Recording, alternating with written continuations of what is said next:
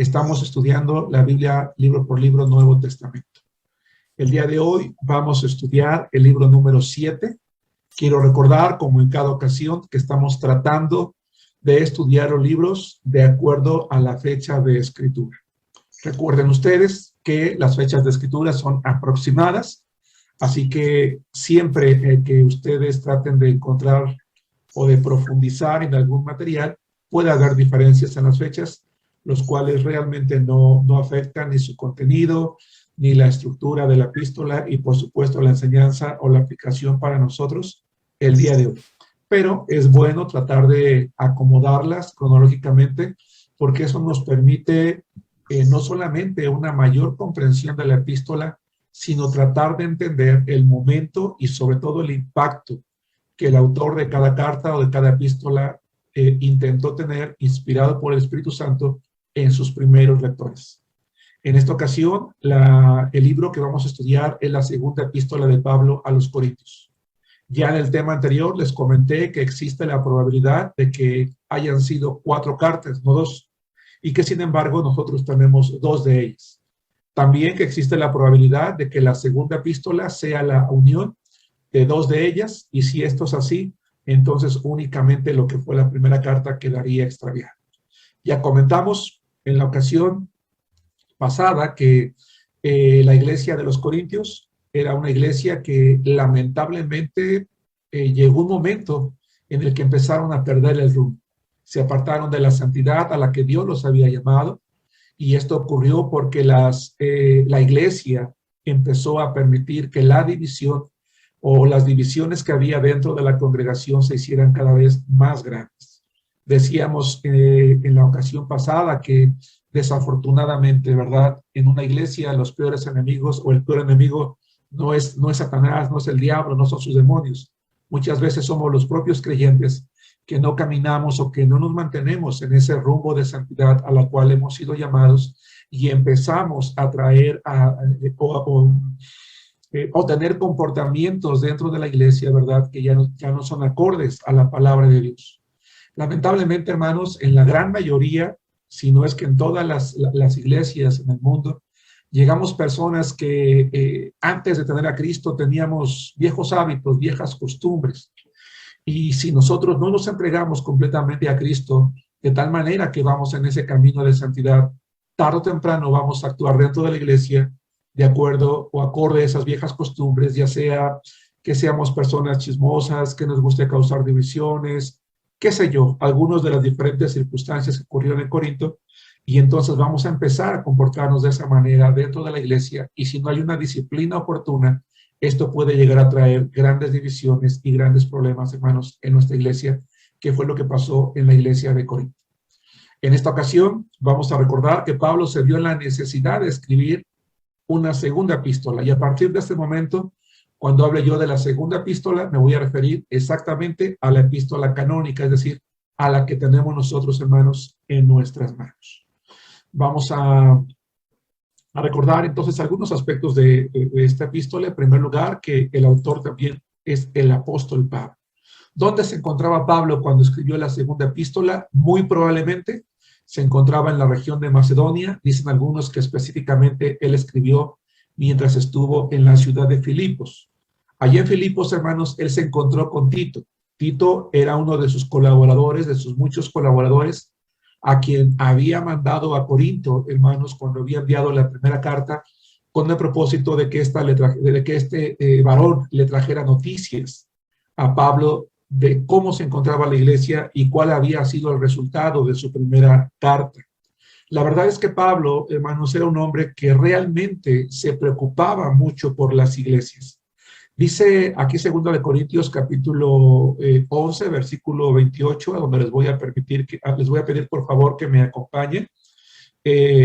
Segunda epístola de Pablo a los Corintios capítulo 11, versículo 28, donde vamos a recordar cómo Pablo expresa su sentir respecto a las iglesias.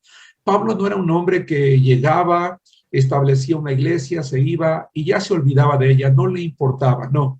Realmente, si me permiten la expresión, hermanos, hermanas, Pablo era un hombre con un corazón muy grande. Era un hombre con un corazón que realmente había aprendido a tener la capacidad de amar de una manera muy especial. Yo me pregunto realmente qué clase de hombre era Pablo, perdón, creo que dije Pedro, Pablo, ¿verdad? Porque algunos de nosotros a veces ni siquiera amamos a nuestra propia iglesia. Yo espero que no sea tu caso, yo espero que todos los que estamos aquí amemos realmente a nuestra iglesia, pero a veces nos cuesta amar a la iglesia o a toda ella. Pablo, sin embargo, es un hombre que amaba a todas las iglesias y que sentía una verdadera carga por cada una de ellas. Y así lo expresa en su segunda epístola, capítulo 11, versículo 28, dice, y además de otras cosas, lo que sobre mí se agolpa cada día, la preocupación por todas las iglesias. De alguna manera, los problemas, las situaciones le provocaban, me atrevo a decir, ansiedad, preocupación. No sé si en alguna ocasión le quitaron el sueño a Pablo, pero realmente él amaba a la iglesia. Así que saber que una de las iglesias que él había establecido, en este caso la iglesia de Corinto, se encontraba con grandes problemas y divisiones, era algo que realmente hacía que Pablo estuviera preocupado. Dicen los biógrafos de Pablo, lo cual evidentemente es difícil de constatar, de comprobar, que Pablo era un hombre que oraba tanto, ¿verdad? Que sus rodillas estaban lastimadas y con el paso del tiempo, sus rodillas llegaron a lastimarse de tanto tiempo que pasaba él orando, hermanos, por las iglesias, porque él realmente sentía esa preocupación y esa carga. Y esto es algo que debe de llamarnos también la atención a nosotros, que debe de ser no tanto un foco rojo, pero sí un llamado de atención en el que nosotros debemos de preguntarnos, hermanos, ¿cuánta carga tenemos nosotros por nuestra iglesia? Hermanos, yo no conozco las iglesias a las cuales ustedes pertenecen, como la gran mayoría de ustedes no conoce la iglesia a la que su servidor asiste.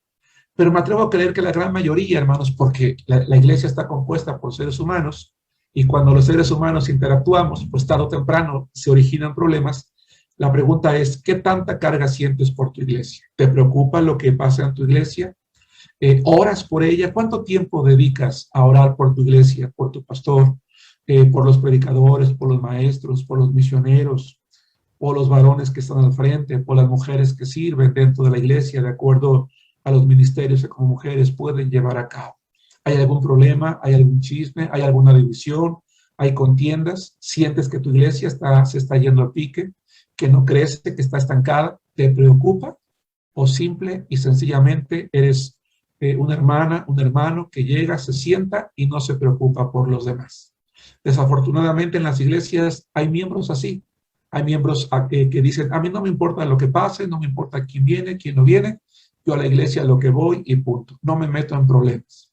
Pero la realidad es que si, como la Biblia nos enseña, la iglesia es un solo cuerpo, o como hemos dicho algunos, es una familia, ¿a quién no le importa a su familia? ¿No te importa, por ejemplo, si tú tienes hermanos, hermanas, que ellos tengan problemas, que no se hablen, que estén divididos, que tengan carencias económicas, que estén pasando por situaciones difíciles?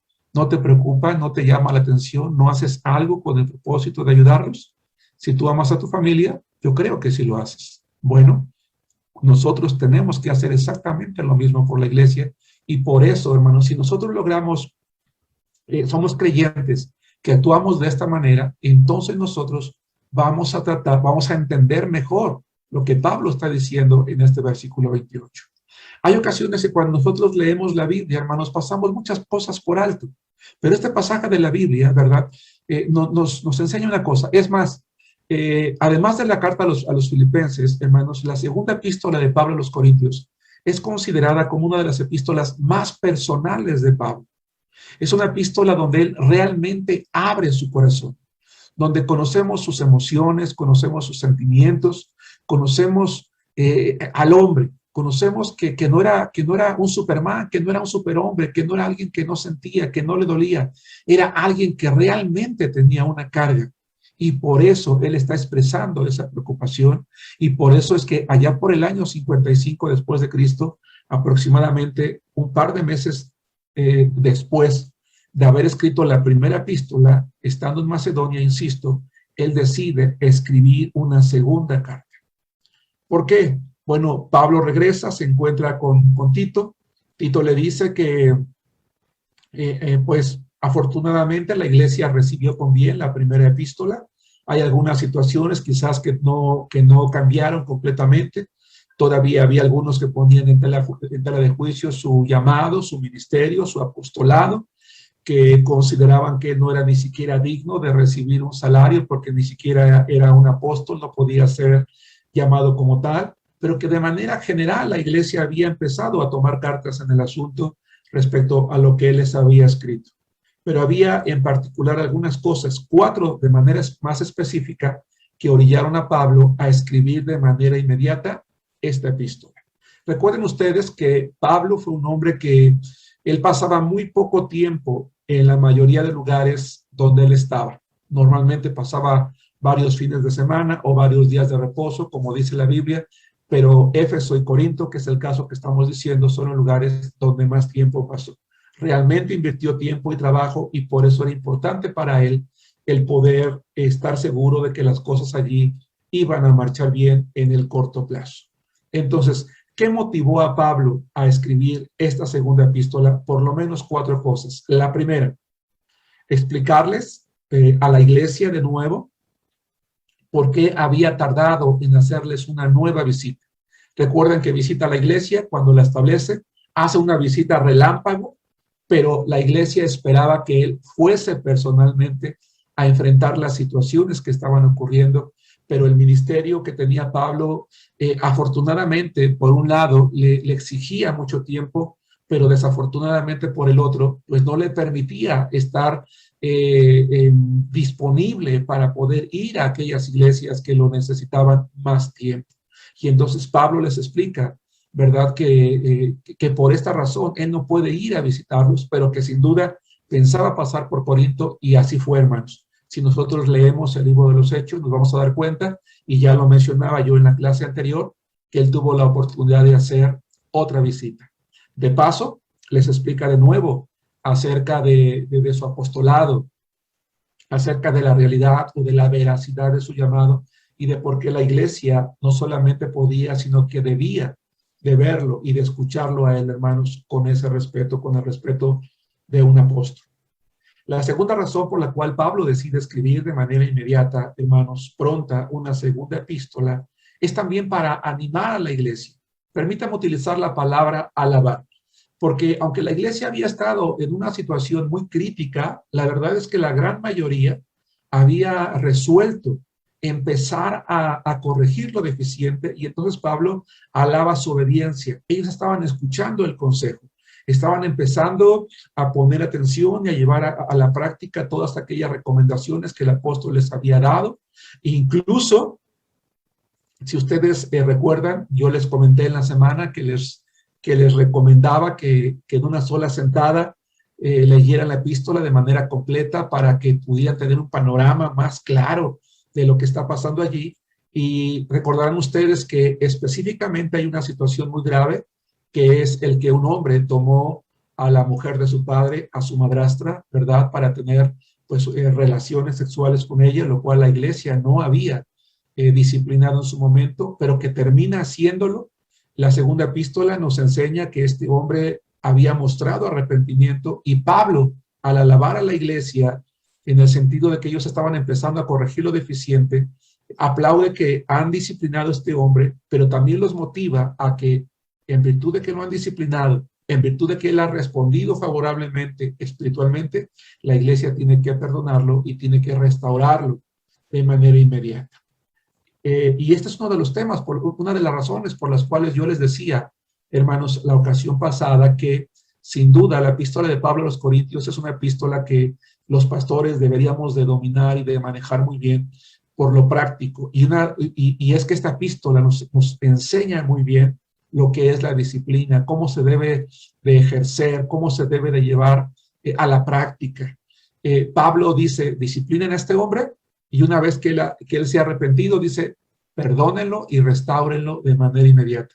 Y es que lamentablemente, hermanos, muchas iglesias tienen por costumbre, sí, disciplinar a sus miembros, pero no perdonarlos de manera inmediata cuando ellos regresan a las iglesias o piden perdón. Yo sé de iglesias, ¿verdad?, que hay hermanos que han cometido algún pecado en particular, el hermano se levanta en medio de la congregación o regresa después de un tiempo de haber sido expulsado a pedir perdón a la iglesia, y la iglesia, en lugar de restaurarlo de manera inmediata, de perdonarlo,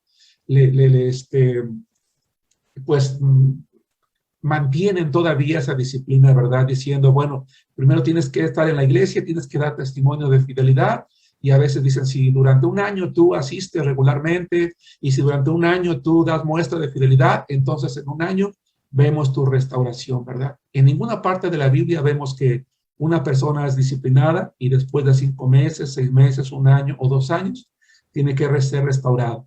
La palabra de Dios enseña que la restauración debe de ser inmediata. ¿Por qué? Porque Pablo dice que si nosotros no restauramos, no perdonamos de manera inmediata, Satanás puede ganar ventaja. Yo sé de casos de iglesias, hermanos, que llegaron a disciplinar a miembros durante tanto tiempo, ¿verdad? Por años, que llegó el momento en el que la iglesia se olvidó de restaurar y esa persona siempre está allí sentada sabiendo que está disciplinada. Ya la iglesia ni siquiera se acuerda por qué lo hizo. Y por eso Pablo está motivando a la iglesia y les dice, si él se ha arrepentido y ustedes lo han perdonado, restáurenlo porque yo lo he perdonado también. Este es un punto muy interesante, hermanos. La tercera razón por la cual Pablo decide escribir esta segunda epístola es porque él había motivado a las iglesias, no nada más a Corinto, a las iglesias que él había formado a levantar una colecta, una serie de ofrendas que tenían como propósito, hermanos, ayudar a los hermanos de Jerusalén. En Jerusalén, hermanos, por una razón que no conocemos con toda precisión, se había levantado una gran hambre. Los hermanos de Jerusalén estaban pasando por serias carencias económicas, hambre quizás.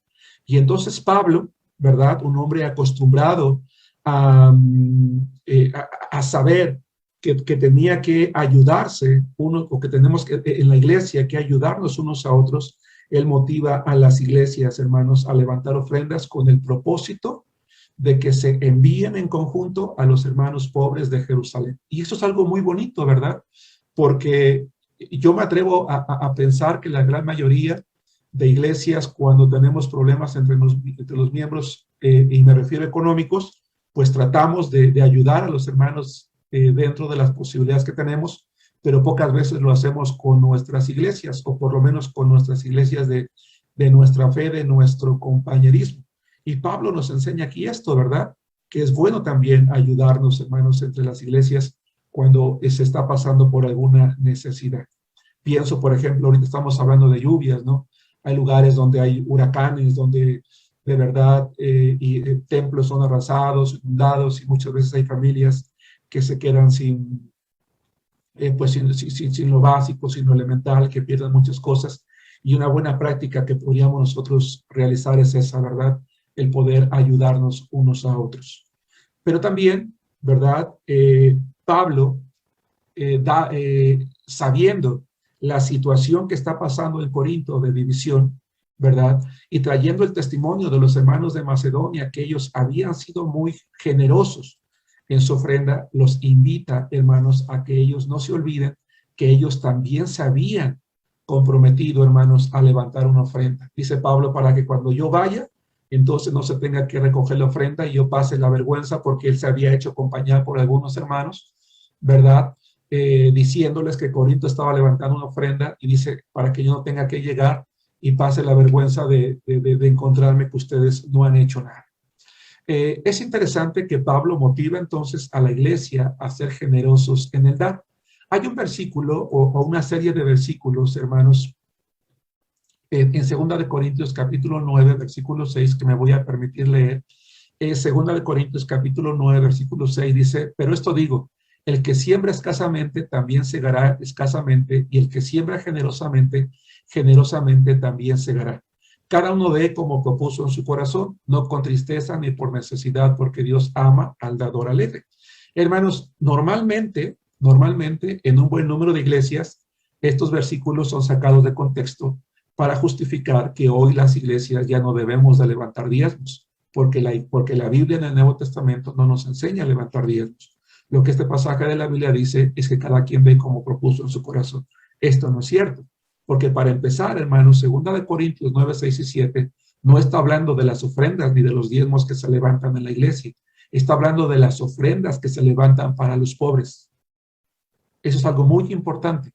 Cuando nosotros levantamos ofrendas para hermanos que están en necesidad, ya sea por pobreza, porque se quedaron sin trabajo, porque están enfermos, porque están pasando por una situación que sobrepasa sus necesidades económicas. Nosotros debemos de aprender a ser generosos. Y dice la palabra de Dios, el que siembra escasamente también segará escasamente, el que siembra generosamente, generosamente también segará. Es decir, que debemos de ser capaces de dar más allá de nuestras fuerzas también nosotros a nuestros hermanos. Insisto, este pasaje de la Biblia, lamentablemente, en muchas de nuestras iglesias es sacado de contexto, ¿verdad?, para justificar que no tenemos que levantar diezmos, que, ¿verdad?, eso es algo que no es bíblico. No voy a hablar de ese tema ahorita, ¿verdad?, porque claro que es bíblico levantar diezmos el día de hoy, porque, insisto, este pasaje no habla ni de las ofrendas de la iglesia, ni de los miembros de la iglesia, sino habla de las ofrendas que se levantan para necesidades adicionales de la iglesia, en este caso, la ayuda para los pobres. En cuarto lugar, hermanos amados, la razón por la cual Pablo decide escribir la segunda epístola es para defender su autoridad apostólica. Lamentablemente, hermanos, entre los hermanos de Corinto, había algunos que no solamente dudaban de su apostolado, sino que se atrevieron a decir que él era un cobarde, por eso no iba personalmente. Que sí, tenía mucho valor, ¿verdad? O mostraba mucho valor al escribirles, pero que era un cobarde porque no iba a presentarse personalmente para defender su postura. Y entonces Pablo, hermanos, empieza en su segunda epístola a escribir todo lo que él había sufrido como apóstol y cómo todo ese sufrimiento, todo lo que él había pasado, eran las mejores cartas credenciales que él podía tener como evidencia, pues nadie, ¿verdad?, iba a sufrir por algo que no valía la pena, por algo, y menos por algo, ¿verdad?, a lo cual el Señor no lo había llamado. Esta epístola, hermanos, insisto, es una epístola personal, es una epístola muy bella, muy bonita, que nos invita realmente a considerar el trabajo de las personas que están al frente, ¿verdad?, que muchas veces pues dejan prácticamente su vida, hermanos, por el ministerio.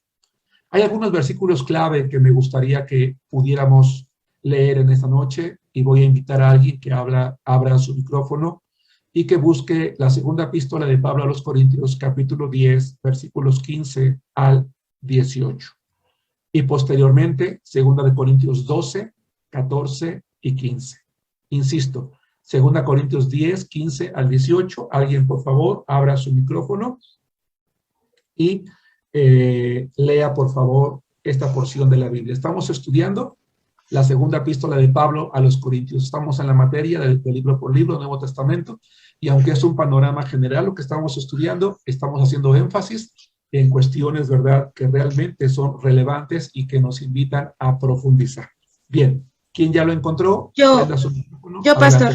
Aquel. Es segunda de Corintios 10. 15 al 18. Ok, dice así. No nos gloriamos desmedidamente en trabajos ajenos, sino que esperamos que conforme crezca vuestra fe, seremos muy engrandecidos entre vosotros, conforme a nuestra regla, y que anunciaremos el evangelio en los lugares más allá de vosotros, sin entrar en la obra de otro, para gloriarnos en lo que ya estaba preparado.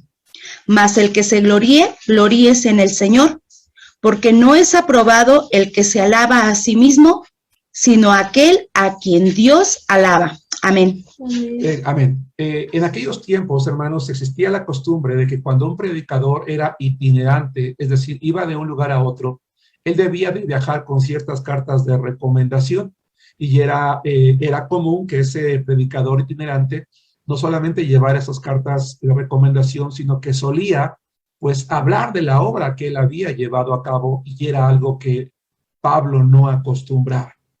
Pablo era un hombre que sabía algo muy importante, que lo que él hacía, lo hacía para la gloria de Dios. Por eso dice, el que se gloría, gloríese en el Señor, porque no es aprobado el que se alaba a sí mismo. Y ese es un llamado de atención a la iglesia de los Corintios, que ponía sus ojos en aquellos maestros itinerantes que llegaban, ¿verdad?, con credenciales importantes y que lo escuchaban con mucha atención por las obras o por las cosas que hacían, pero que muchas veces lo hacían únicamente para resaltar sus propias personas y no para glorificar la obra de Dios. Ya en otro tema hemos mencionado lo importante que es que cada uno de nosotros, de ustedes hermanos, como mujeres, como hombres, ¿verdad? Trabajemos dentro de la iglesia, pero que no lo hagamos por el aplauso, sino para glorificar a Dios. En este momento, hermano, hermana, quiero que tú y yo nos planteemos una pregunta. Quiero que tú te preguntes, ¿por qué eres maestro? ¿Por qué eres predicador? ¿Por qué eres tesorero? ¿Por qué eres discipulador? ¿Por qué estás haciendo aquello que haces tú en la iglesia? ¿Lo haces para quedar bien con los demás? ¿Lo haces porque no pudiste decirle que no al pastor? ¿Lo haces porque te gusta que los demás vean que tú estás allí participando? ¿O lo hacemos para la gloria de Dios? Si lo que nosotros hacemos no lo hacemos para la gloria de Dios, sino para alguno o todas las cosas que yo acabo de mencionar, dice Jesús que ya tenemos nuestra recompensa. ¿Y cuál es la recompensa? El aplauso de los demás. Es decir, que ven que nosotros hacemos 1, 2, 3, 4, 5 cosas, ¿verdad? Y que muchas veces invertimos más tiempo, más dinero o más recursos, pero no glorificamos en nada al Señor con eso. Pero si lo que nosotros hacemos, lo hacemos para glorificar al Señor, entonces lo vamos a hacer, ya sea que tengamos reconocimiento o no.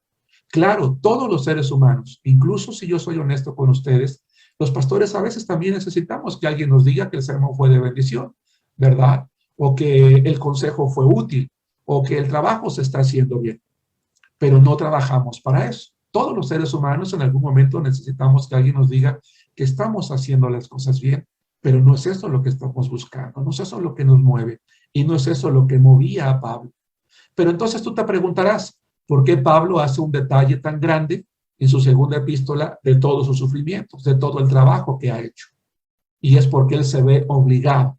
Pablo llega a un momento en el que dice, yo, por mi propia voluntad, no hubiera querido hacer un detalle de todo esto, pero me veo obligado por ustedes, porque era algo que lamentablemente, hermanos, la iglesia quería escuchar, pero no era algo que Pablo buscaba, y por lo tanto, hermanos, no es algo que nosotros debemos de buscar. La segunda cita, hermanos, el segundo verso central está en el capítulo 12, versículos 14 y 15. ¿Alguien que lo pueda leer, por favor? Y nos habla, ¿verdad?, de la manera en la que Pablo se entregaba a la iglesia. Por favor, alguien lea 2 Corintios 12, 14 y 15, por favor. Yo, hermano. Adelante, Lucía. Dice la palabra del Señor. He aquí, por tercera vez que estoy preparado para ir a vosotros, y no seré gravoso, porque no busco lo vuestro, sino a vosotros. Pues no deben atesorar los hijos para los padres, sino los padres para los hijos. Y yo con el mayor placer gastaré lo mío, y aún yo mismo me gastaré del todo por amor de vuestras almas, aunque amándonos más, sea amado menos. Hermanos, hace algunos años, cuando realicé un estudio de esa segunda epístola, me impresionó mucho lo que dice el versículo 15. Dice Pablo, con el mayor placer voy a gastar lo mío, incluso yo mismo me voy a gastar en todo lo que sea necesario por amor de cada uno de ustedes, por amor de sus almas. Pero veamos cómo concluye este versículo 15. Dice, aunque amándolos más, permítame introducir una frase que no está allí, dice yo, sea amado menos. Pablo, hermanos, era alguien que se dolía del menosprecio, de la indiferencia de su iglesia. Pero dice Pablo, no por eso voy a dejar de amarlos, yo los voy a amar. Me voy a entregar, les voy a servir, voy a hacer todo lo que esté a mi alcance e incluso más allá, con tal de que ustedes, ¿verdad?, se mantengan fieles al Señor, con tal de que ustedes recuerden lo que deben de saber, con tal de que aprendan lo que han olvidado, con tal de que ustedes vuelvan al camino. Dice, yo no voy a ser gravoso para ustedes porque yo no busco lo que ustedes me dan. Yo deseo tenerlos ustedes. Y es que Pablo, hermanos, había cometido un error. Permítame llamarlo de esta manera. Pablo había cometido un error, hermanos, entre la iglesia de los Corintios. Y es el hecho de que no les había exigido a ellos que lo ayudaran en su sostenimiento económico. Él había decidido no ser una carga, no ser gravoso económicamente para los hermanos de Corinto. Él era hacedor de tiendas y él se sostenía de esa manera, pero eso malacostumbró a la iglesia.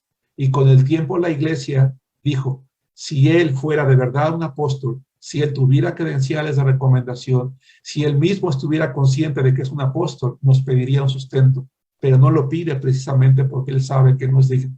Pero Pablo lo había hecho exactamente por lo contrario, para no ser una carga, hermanos, a la iglesia.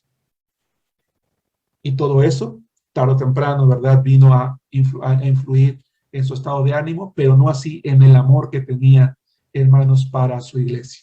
Oremos, ¿verdad?, para que nuestros pastores o aquellos que somos pastores no seamos mercenarios, hermanos, del evangelio. Es decir, tenemos que tener mucho cuidado, hermanos, cuando alguien es llamado al ministerio. ¿Qué le está motivando? ¿Qué está motivando a ese varón a ser un pastor? A ser alguien que simple y sencillamente a lo mejor no pudo encontrar un trabajo secular, a lo mejor fracasó su carrera profesional y dice, bueno, pues entonces me voy a meter como pastor, ¿verdad? No, el pastorado es un llamado que proviene de Dios y que lo último que nos debe de motivar es la ganancia económica. Es cierto, Pablo enseña que cada iglesia tiene la responsabilidad de ser fieles ante Dios con sus diezmos para sostener a sus pastores. Pero si bien es cierto, los pastores tenemos que ser sustentados por nuestras iglesias económicamente, no es lo que debe de motivarnos, no lo primero que debemos de buscar nosotros, pero tampoco significa que la iglesia no debe de preocuparse por esa parte importante para con sus pastores. Insisto, ¿verdad? Pablo había cometido ese error y con el tiempo, lamentablemente, la iglesia lo había tomado de una manera equivocada e incorrecta. ¿Cómo podríamos dividir esta hermosa epístola? Bueno, en 5 puntos muy sencillos. El primero, una pequeña introducción del capítulo 1, versículos 1 al 11. 2, él habla de su testimonio, algunas enseñanzas y exhortaciones de Pablo. El capítulo 1, versículo 12 al capítulo 7, versículo 16. Ocupa un par de capítulos, 3, para hablar acerca de la ofrenda para los pobres de Jerusalén, como ya expliqué hace ratito, capítulos 8, 1 al 9, 15. Después, específicamente, él va a defender su ministerio haciendo un desarrollo completo de todo lo que ha vivido en los capítulos 10, 1 al capítulo 13, 10. Y finalmente, una breve conclusión del capítulo 13, 11 al 14. Muy bien, vamos a pasar al siguiente libro. Y el siguiente libro que vamos a estudiar, hermanos, es considerado uno de los libros más importantes, no solamente del Nuevo Testamento, sino hay quien se ha atrevido a decir que es la epístola más importante que este apóstol escribió y es la epístola a los romanos. El autor es Pablo, él se cree que la escribió aproximadamente en el año 58 después de Cristo. El tema que predomina en esta epístola es la justificación por la fe en Cristo. Vamos a hablar acerca de esto porque realmente es importante el tema y el contenido, hermanos, que hay en esta epístola. Vamos a hacer algunas referencias, algunas informaciones. Primero que nada, como ya acabo de decir, el autor es Pablo. Ya he mencionado en otras ocasiones que Pablo, en virtud del problema que tenía a sus ojos, no solía escribir sus epístolas, así que esta epístola la escribió un hombre llamado Tercio, según se lee ahí en Romanos capítulo 16, versículo 22. Pablo no era el único que dictaba sus epístolas, hermanos. Pedro también dictaba sus epístolas. Lo vamos a ver cuando lleguemos a las epístolas de este hombre. Algo muy interesante, hermanos, es que no todas las iglesias a las cuales el apóstol Pablo les escribe una carta fueron fundadas por él. Y este es el caso de la iglesia de Roma. Pablo no fundó la iglesia de Roma y tampoco lo hizo el apóstol Pedro, como dice la iglesia católica, ¿verdad? Es cierto, los dos fueron martirizados en Roma, pero ninguno de ellos estableció la iglesia. Es más, cuando Pablo escribe su epístola a esta iglesia, él ni siquiera había conocido Roma, él no había estado allí. ¿Cómo surge entonces la iglesia de Roma? Bueno, quiero que me acompañen a Hechos capítulo 2, versículo 10.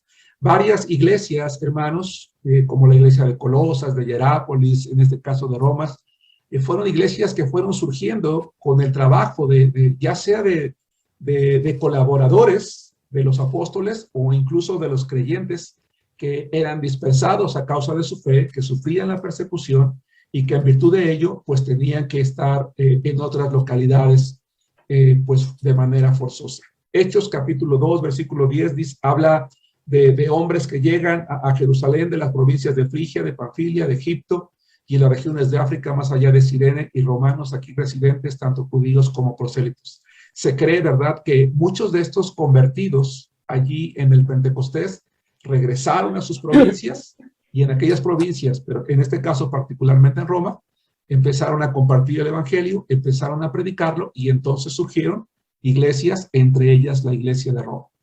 Dicen los estudiosos de la Biblia que la iglesia de Roma, cuando Pablo escribe su epístola, era una iglesia relativamente nueva, que tendría unos 10, 15 años de haberse fundado, lo cual es una fecha aproximada.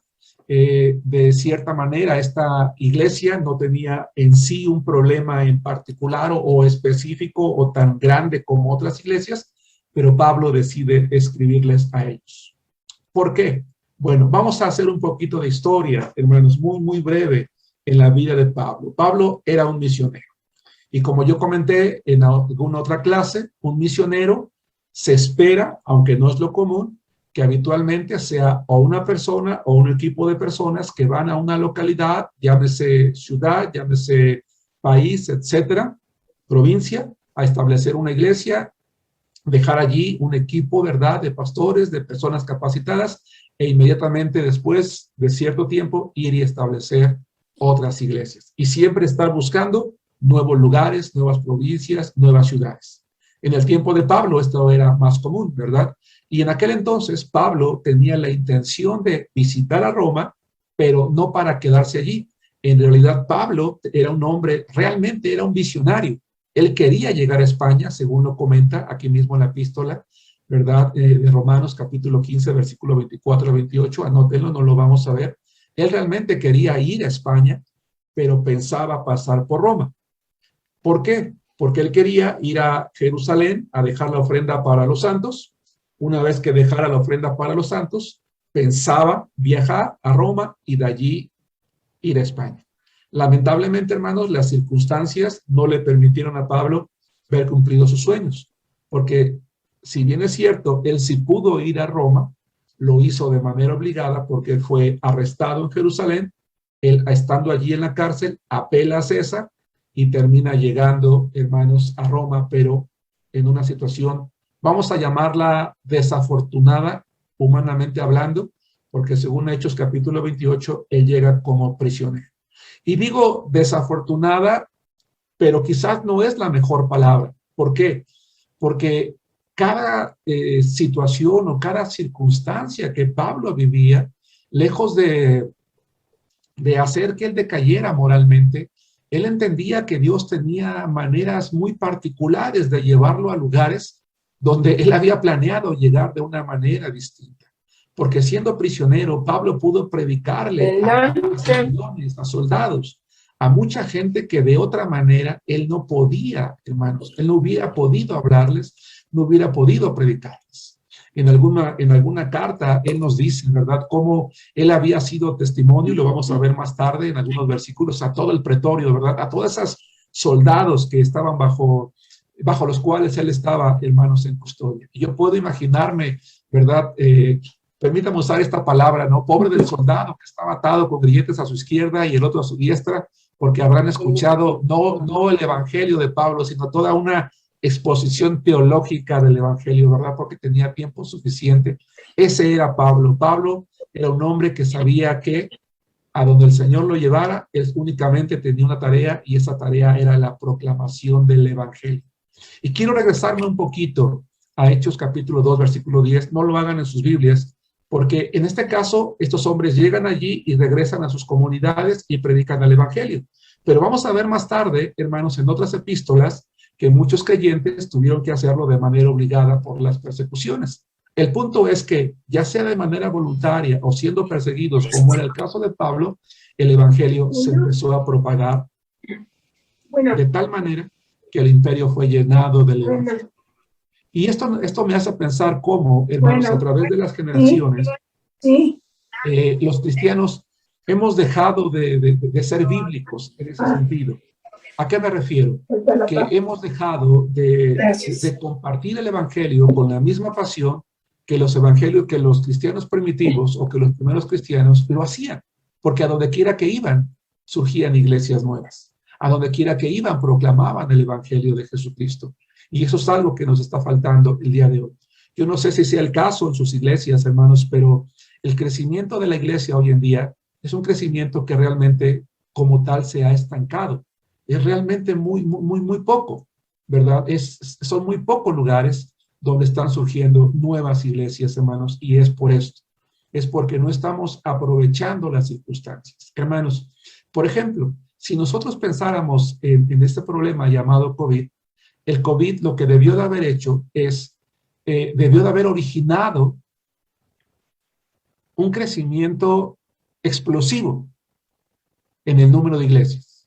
¿Por qué? Porque históricamente, siempre que ha habido circunstancias adversas, hermanos, el número de iglesias ha crecido. Pero en nuestra generación esto no pasó.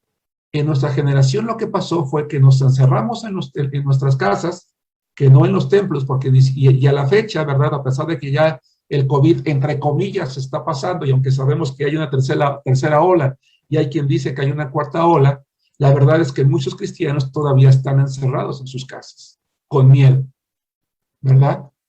Y lamentablemente, hoy por hoy, hay templos que están cerrados cuando ya deberían de estar abiertos. Y están cerrados porque sus miembros tienen miedo.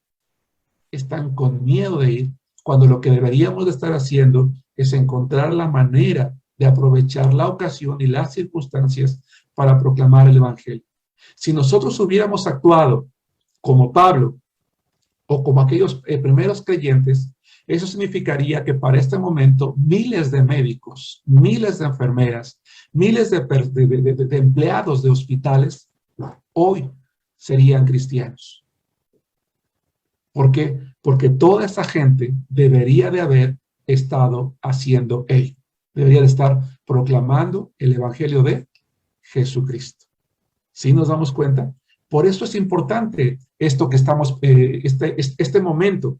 Pablo él le va a escribir a una iglesia que conoce, que ha escuchado de ella, ¿verdad? Porque quiere ser de bendición para ella, que la iglesia sea de bendición para él, pero les anuncia, es de paso, porque mi meta es ir más allá. Y esa es la meta que debería de tener nuestras iglesias, que deberían de tener nuestras iglesias, ir más allá de lo que hoy nosotros podemos tener. ¿Cuándo se escribió esta epístola? Aproximadamente en el 58 después de Cristo, durante el tercer viaje misionero del apóstol Pablo. Se cree que él estaba en Corinto. Esta epístola, hermanos, fue llevada a Roma por una mujer muy especial, por Febe, que era diaconisa de la iglesia de Cencrea, que era una ciudad que estaba muy cerca de Corinto. Probablemente ella pensaba viajar a Roma. Pablo se entera y le pide, ¿verdad?, que sea la persona que llevaba la carta. Recuerden que en aquellos entonces no había un correo como lo tenemos hoy en día. Cuando nosotros queríamos hacer entrega de algo en particular, pues teníamos que hacer el viaje o aprovechar cuando personas iban a un lugar y entonces nosotros aprovechar ahí. Comentaba hace rato que el tema que sobresale en la epístola de Pablo a los romanos es el tema de la justificación por la fe en Jesucristo. Hay quien dice que la epístola de Pablo a los Gálatas y la epístola a los romanos son epístolas muy semejantes en este sentido, porque hacen un gran énfasis en que la salvación no es por obra, sino es por fe, y en este caso la fe es la iglesia, la fe es en Jesucristo. Dije hace rato que no sabemos, ¿verdad? Pablo, al parecer esta iglesia no era una iglesia que tenía, vamos a llamarle problemas, aunque había por allí de repente una situación en el capítulo 2 que no merece llamarse como tal. No había problemas doctrinales, no había situaciones prácticas que demandaran la atención de un apóstol, pero él decide escribir una epístola más bien para reforzar. Si alguien preguntara, ¿por qué escribe hermano Germán entonces acerca de esto? Para reforzar la fe de los hermanos, para confirmarles en aquello que ellos habían aprendido. Pero también se cree, hermanos, que Pablo decide no solamente escribirles, sino en un momento dado pasar por allí para que esta iglesia lo apoyara también en los esfuerzos misioneros para llegar a España, ya sea acompañándole, ya sea orando por él, y por supuesto también económicamente, que era algo muy común en aquellos tiempos que Pablo esperaría, hermanos, de las iglesias. Decía hace rato que se considera que la epístola de Pablo a los romanos, hermanos, es una de las más importantes, de hecho es la más extensa. Si ustedes comparan el contenido de sus 16 capítulos, no se compara en contenido, en extensión, con ninguna otra epístola, quizás con la de los Corintios, ¿verdad? Es una epístola que ha trascendido en la historia. Se sabe que aquel gran reformador Martín Lutero se convirtió a Cristo precisamente al leer la epístola de Pablo a los romanos, ¿verdad? De allí la importancia, hermanos, de esta epístola. Así como te invité la semana pasada a leer 1 Corintios en una sola sentada, ahora te invito a que leas la epístola de Pablo a los romanos, y te vas a dar cuenta que es una epístola bellísima, hermanos, en su contenido. Hay partes que son, sinceramente, un poco difíciles, no imposibles de comprender, pero seguramente a través del estudio personal vas a poder llegar a entender con claridad. Vamos a ver algunos versículos centrales, y alguien que no haya participado, abra su Biblia en Romanos capítulo 1, versículos 16 y 17. Me atrevo a creer que incluso lo sabemos de memoria, porque hasta hay un canto inspirado en este capítulo 1, versículos 16 y 17. Y este verso es dice Romanos 1, 16 y 17. Sí, dice así la palabra de Dios. Varones, hermanos, era necesario... 1, 16 y 17 de Romanos. 1, 16, 17. Pero Romanos, hermano, 18. Ah, Romanos. Perdón, pastor. ¿Quién más lo tiene? Yo lo tengo, pastor. Adelante, Verónica.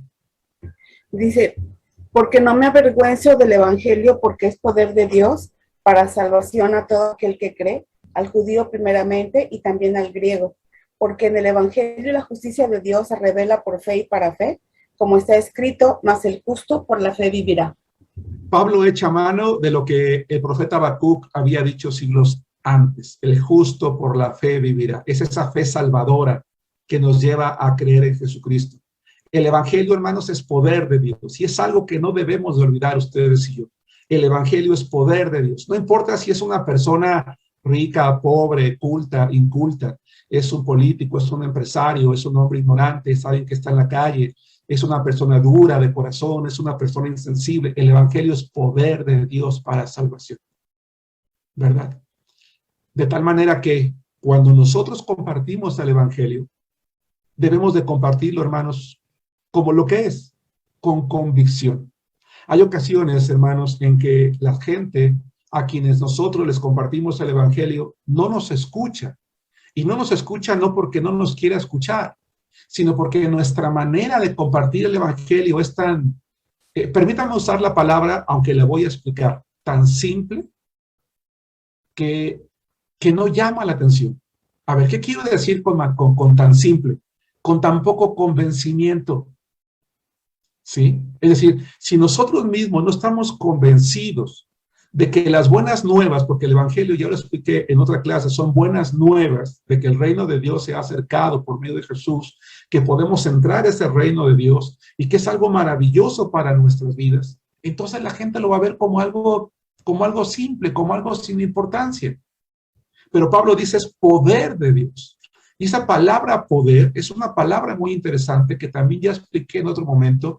Es esa palabra griega dunamis, que habla de un poder radical, de un poder transformador, de un poder que lleva a un cambio, que genera un cambio. Hermanos, ¿qué hacemos cuando hay una persona que está muy enferma y nos manda a llamar y queremos hablar con ella? ¿Qué hacemos cotidianamente? Buscamos un versículo de la Biblia que hable de que Dios es sanador. ¿Qué pasa? ¿Qué pasa cuando viene un matrimonio con nosotros y nos dice que tiene problemas? Buscamos un pasaje de la Biblia donde dice Dios que Dios quiere bendecir el matrimonio. ¿Y qué pasa cuando un joven, una señorita está en depresión? Buscamos un pasaje de la Biblia donde diga que Dios hace esto. No, lo primero que tenemos que hacer con una persona, sin importar las circunstancias, el problema en el que está, es presentarle el evangelio de Jesucristo. Eso es lo primero que se debe de hacer con cualquier persona. presentarle el evangelio de Jesucristo, porque es poder de Dios para salvación, porque al entrar el evangelio en su mente, en su corazón, en su vida, entonces va a tener a Dios de su lado para poder enfrentar las situaciones que está viviendo. Le va a servir de poco, no digo que no le va a servir, le va a servir de poco que yo lo consuele en este momento en sus lágrimas, en su tristeza, en su desaliento, pero le va a ayudar para toda la vida que lo encamine a los pies de Jesucristo.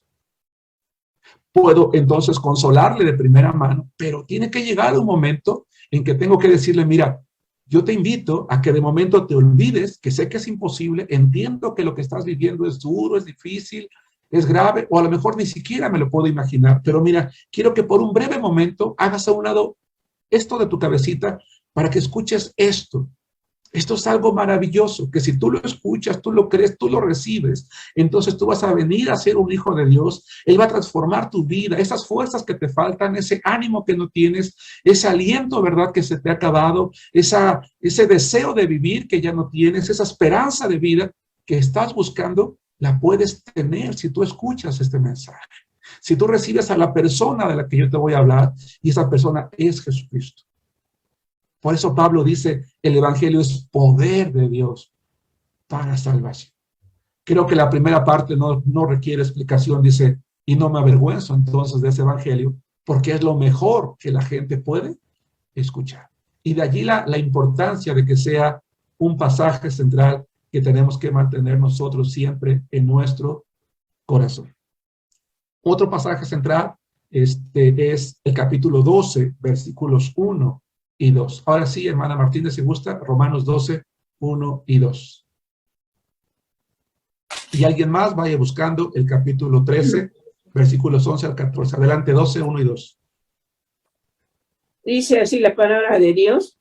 Así que, hermanos, os ruego por las misericordias de Dios que presentéis vuestros cuerpos en sacrificio vivo, santo, agradable a Dios, que es vuestro culto racional. No os conforméis a este siglo, sino transformaos por medio de la renovación de vuestro entendimiento, para que comprobéis cuál sea la buena voluntad de Dios, agradable y perfecta. Gracias.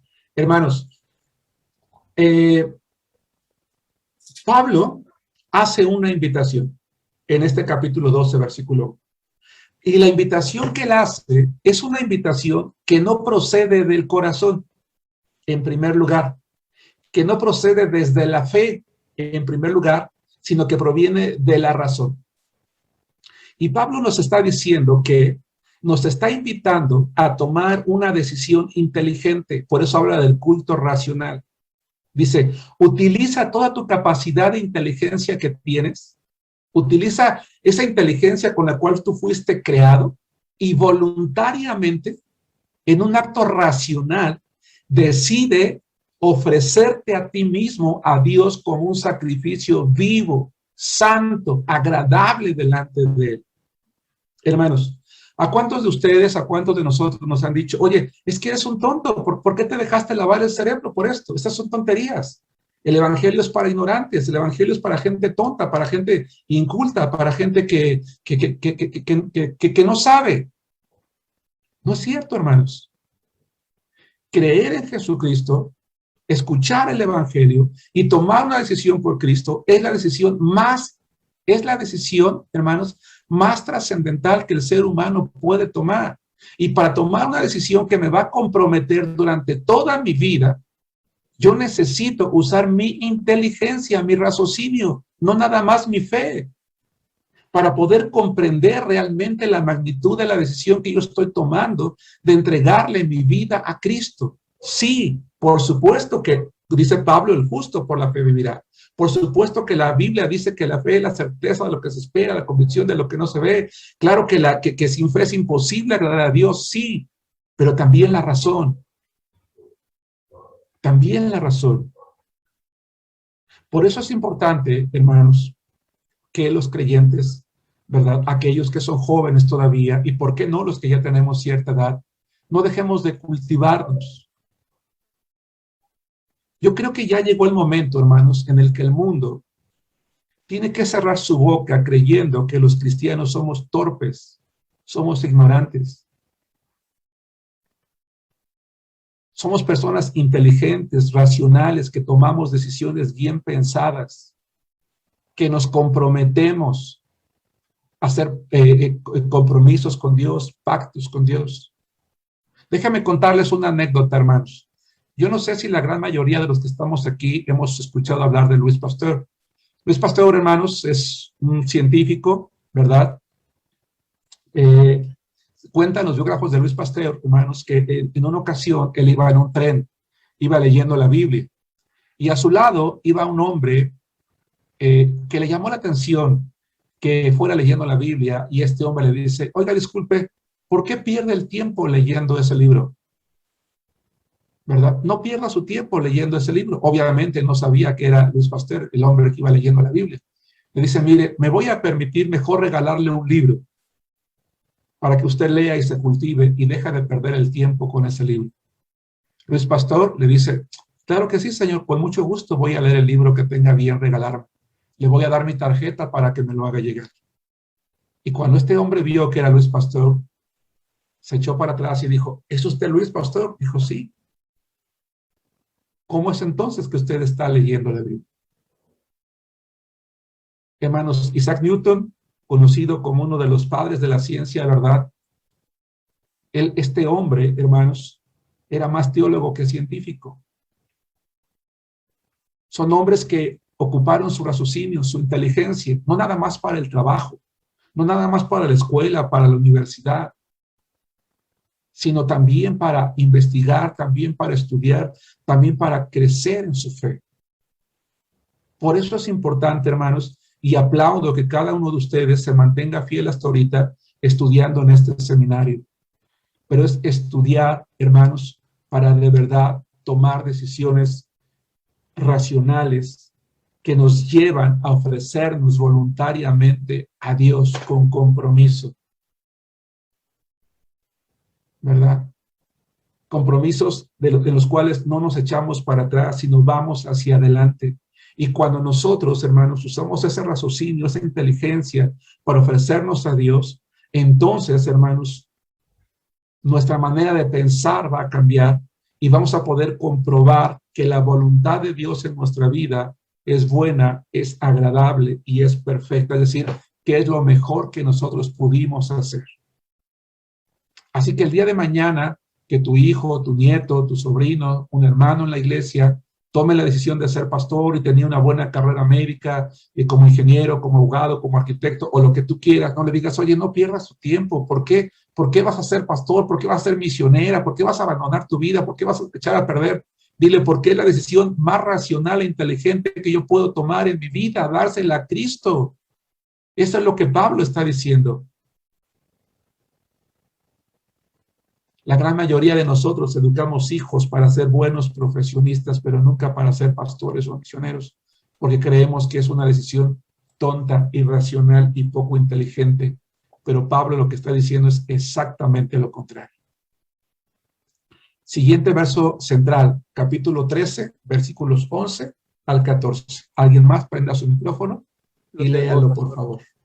Romanos 13, 11 al 14. Dice así en la Adelante. palabra de Dios.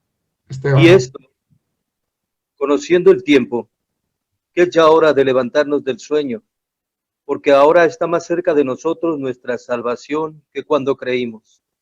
La noche está avanzada y se acerca el día.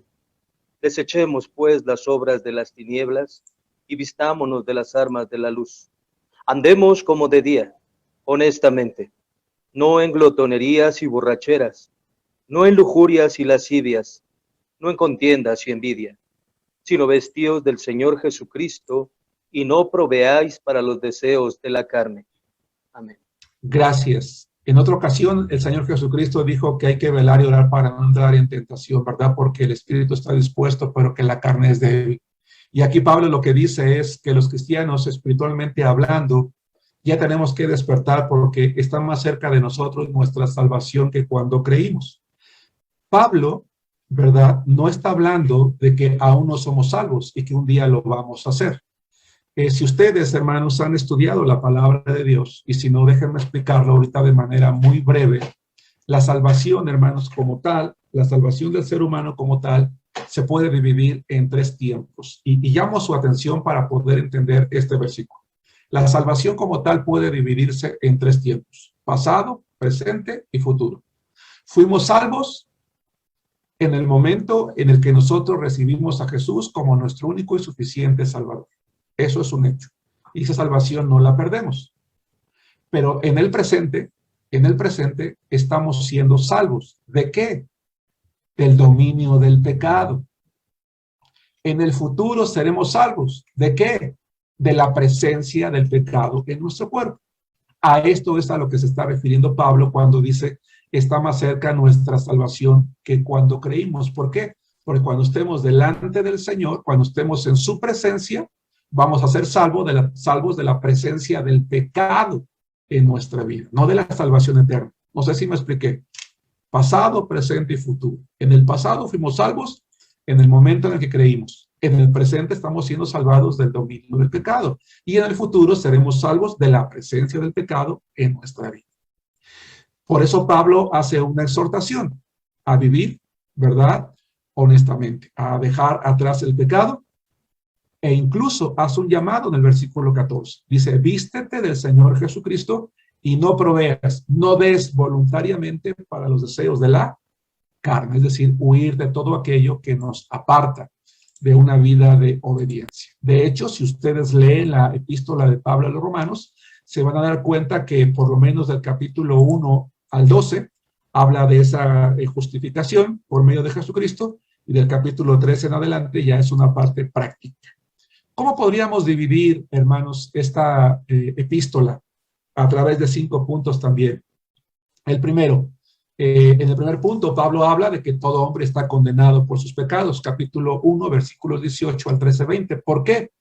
Porque había algunos que quizás creían que no entraban dentro del rango de la condenación. Todo hombre es condenado, está condenado por sus pecados. Somos pecadores no porque hemos practicado el pecado, hermanos. Somos pecadores porque nacimos con una naturaleza pecaminosa. Por eso es que los bebés también son pecadores, porque nacieron con esa naturaleza pecaminosa. 2, habla de la salvación que es por gracia, de los capítulos 3:21 al 5:21.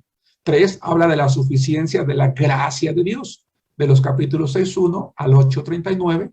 4, habla de su preocupación por Israel, de los capítulos 9:1 al 11:36.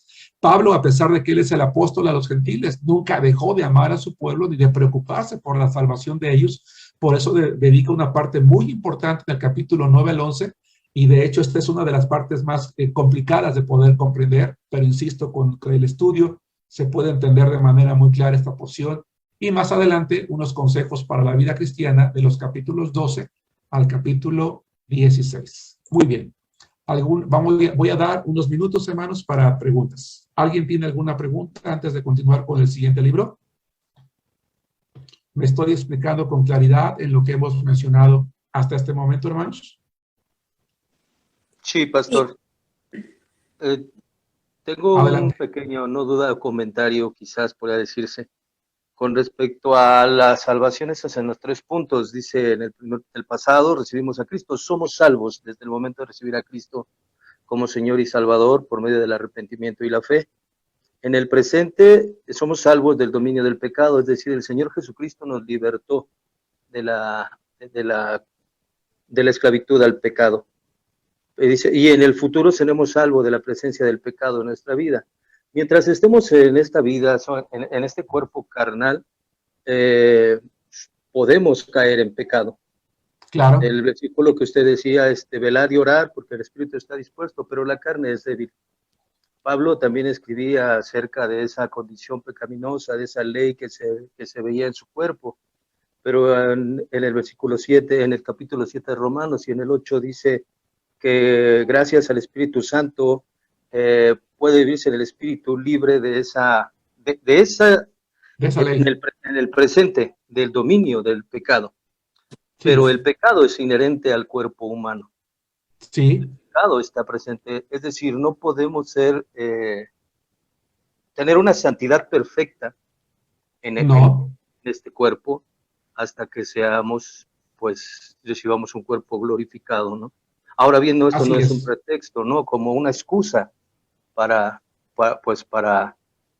pecar, ¿no? Más bien, Así es. yo creo que el cristiano, si es una persona que se esfuerza, nos esforzamos por no pecar, pero sin duda alguna pecamos, pero pues este es el punto, ¿no? De esforzarnos en no pecar, pero Sí, pues bueno, bueno, déjame aprovechar esta última idea que estás comentando, hermano Esteban, ajá, porque esa es una idea común, que los cristianos tenemos que esforzarnos en no pecar. No es así. ujú, No tenemos que esforzarnos en no pecar, tenemos que esforzarnos en depender cada día más del Espíritu Santo de Dios. En la sí, medida en la que nos esforzamos más en depender de Dios, o dicho más claramente, en la medida en la que permitimos que el Espíritu Santo de Dios gobierne nuestra vida, el pecado no va a reinar. Y si bien es cierto, como tú comentaste, en la carne, definitivamente todos, yo en primer lugar, seguimos siendo pecadores, implica entonces que en la medida en la que nosotros dependemos más del Espíritu Santo, va a llegar el momento en el que el pecado no es lo común en nuestra vida. es correcto. Ujú. ¿Por qué? Porque es importante comprender esto. Porque Pablo mismo a los romanos, en el capítulo 6, les dice, así también ustedes considérense muertos al pecado, pero vivos para Dios en Cristo Jesús, Señor nuestro. Y luego añade, no reine pues el pecado en sus cuerpos mortales, de modo que lo obedezcan en sus concupiscencias. Es decir, sí estamos en un cuerpo carnal, pero la realidad es que pecamos no porque estemos en un cuerpo carnal, sino que pecamos porque decidimos obedecer al pecado, lo cual es distinto. ¿Sí nos damos cuenta? Porque es una muy buena razón que utilizamos los creyentes. Entonces, ojo, aunque tu idea no es del todo mala, porque lamentablemente la idea que tenemos la mayoría, insisto, no debemos de estar pensando en esforzarnos por no pecar. Nuestra preocupación no debe estar centrada en no pecar. Nuestras fuerzas deben estar centradas, o más bien nuestro anhelo o nuestra decisión debe estar centrada en depender del Espíritu Santo de Dios. Porque en la medida en la que el Espíritu de Dios gobierna nuestra vida, tendremos la capacidad de decir no al pecado. Va a estar la tentación, pero no el pecado, que no es lo mismo. Todos somos tentados, pero no todos pecan. No es pecado ser tentado. Lo que es pecado es decir sí a la tentación. Y por eso es que ese pasaje de Romanos 6, del 10 al 12, es interesante. Dice, no presenten sus miembros al pecado. Y Pablo, en el verso central que acabo de mencionar, habla de lo mismo. Pecamos entonces no porque el pecado sea inherente a nuestro cuerpo o a nuestra vida. Pecamos porque decidimos obedecer al pecado, porque decidimos caer en la tentación. Por eso es que decía que bíblicamente, ¿verdad? En el presente estamos siendo liberados del dominio del pecado, pero por supuesto que eso ocurre en la medida en la que estamos nosotros dependiendo del Espíritu Santo de Dios. Y en el futuro hablo de la presencia. ¿Por qué? Porque cuando muramos o cuando seamos llevados en el arrebatamiento, nuestro cuerpo va a ser transformado, santificado, sin ninguna relación con el pecado, para que podamos estar en santidad delante de Dios. No sé si me expliqué, hermanos, todos con esta, Sí, porque la pregunta del hermano Esteban es muy interesante, muy interesante. Sí me expliqué, hermano Esteban, hermanos, con esta, lo que acabo de comentar. Sí, pastor, muy bien. Gracias. Bien. ¿Alguien más tiene alguna pregunta? ¿Enid? Sí, pastor. Nacemos, o sea, desde que nacemos todos nacemos pecadores. Sí. Es solo la gracia de Dios que salva a los niños, ¿verdad? O sea, ¿y en qué momento se puede dar uno cuenta de que un niño ya está en riesgo de ir al infierno? Híjole, tu pregunta es muy interesante, hermana. Me voy a permitir responderla, no solamente por atención, porque siempre procuro responderla, sino porque de verdad que es una pregunta muy interesante. Cuando nosotros examinamos la Biblia, la única referencia que Jesucristo hace a los niños en los evangelios, ¿verdad? Es cuando los niños se acercan a él y los discípulos, no equivocadamente, sino porque la costumbre así lo dictaba, porque los niños no se permitía que los niños se acercaran a los maestros, ¿verdad? Los apartan y Jesús dice, déjenlos, ¿verdad?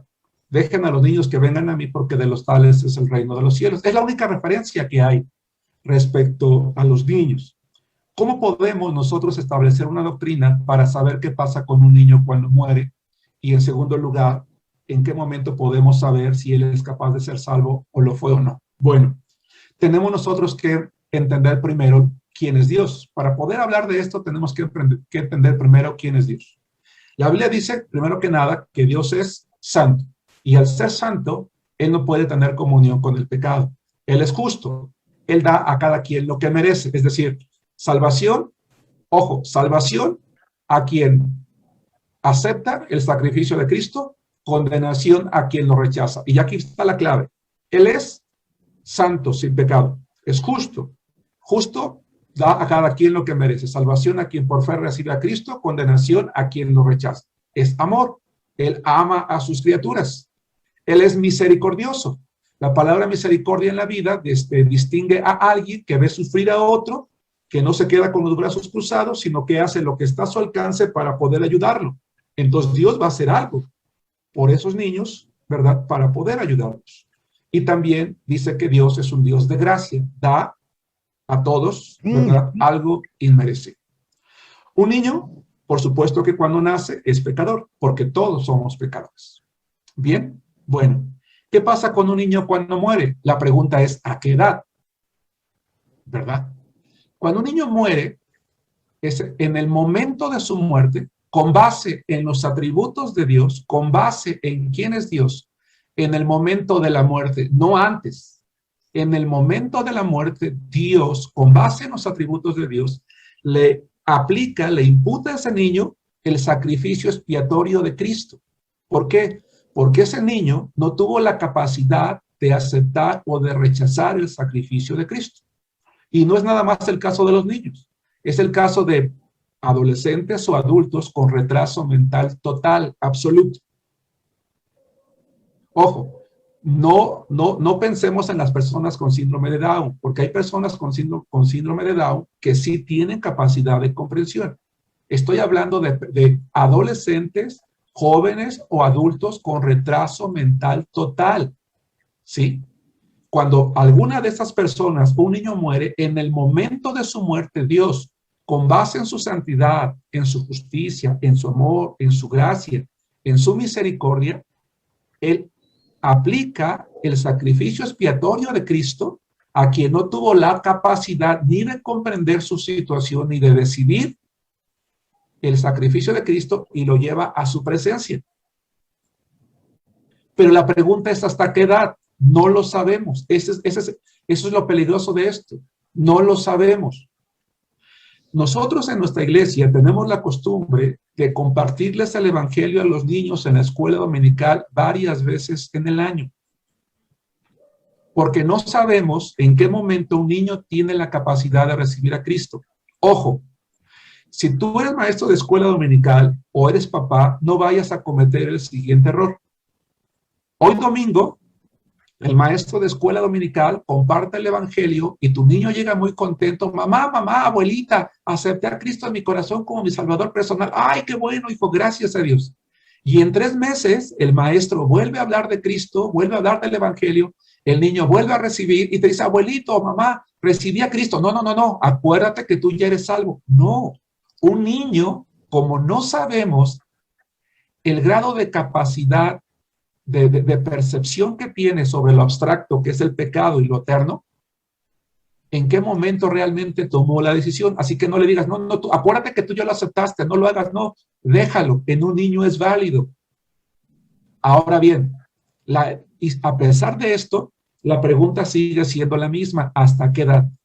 Dicen los psicólogos que el ser humano desarrolla su cerebro hasta los 12 años. Ojo, el cerebro en realidad se madura hasta los entre los 20 y los 25, poco más, poco menos.